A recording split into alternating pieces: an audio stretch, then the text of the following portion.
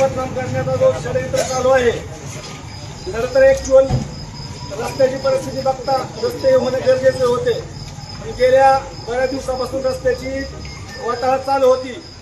हे लक्षात घेऊन सदर बॉडीनं रस्त्याचं काम करायचं ठरवलं आणि रस्त्याचं काम चालू असताना काही विघ्न संतोषी लोकांनी सदर कामाला अडचण आणून आपल्या गावाची तर बदनामी केली.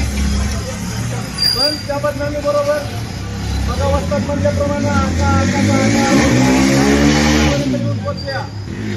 खरं सांगायला गेलं तर मी आजपर्यंत शिंदे कुटुंबाबरोबर कधीही काम केलं नाही, त्यांना मी कधीही चांगलं बोललो नाही. त्याचं कारण बेंदोड्याला पाहण्याचा प्रश्न आहे.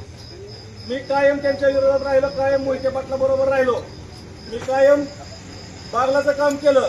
पण ज्या अर्थी तुम्ही गावातल्या लोकांना आकाचा आका किंवा बीड ही जी ज्यावेळेस पदवी दिली किंवा बाबाचा एक XYZ व्हिडिओ व्हायरल केला, त्याच वेळेस मी बाबाला म्हणलं, बाबा जे बी काय झालं असेल, ही व्हिडिओ कुठून फिरला, पुन्हा बसून गेला, ह्याची माहिती आपण घेऊन सखोल पुरापर्यंत जायचं आणि त्या माणसाचा कार्यक्रम करायचा, ते आपल्या डोक्यात आहे. मी जसं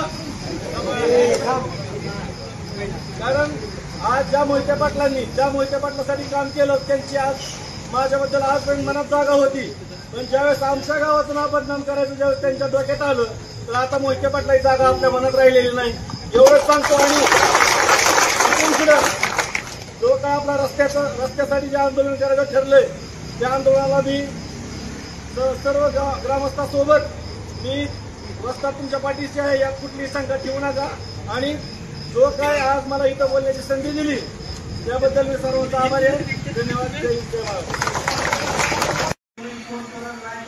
आपण राजकारण हे 8 दिवसापासून करतो, पण त्यांच्या सामील आहे. प्रत्येकाच्या कार्यक्रमात आपण हजर आहे. आपल्या गावात कटुता कधी राजकीय याच्यातून झालेली नाही.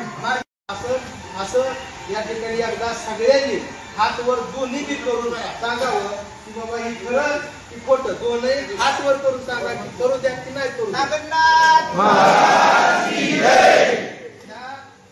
सगळ्या सहकार्याची या ताकदीची मगाच मी प्रचिती दिली, आता ही प्रचिती देतो. तुमच्यासाठी वेळ कुठेही येऊ द्या.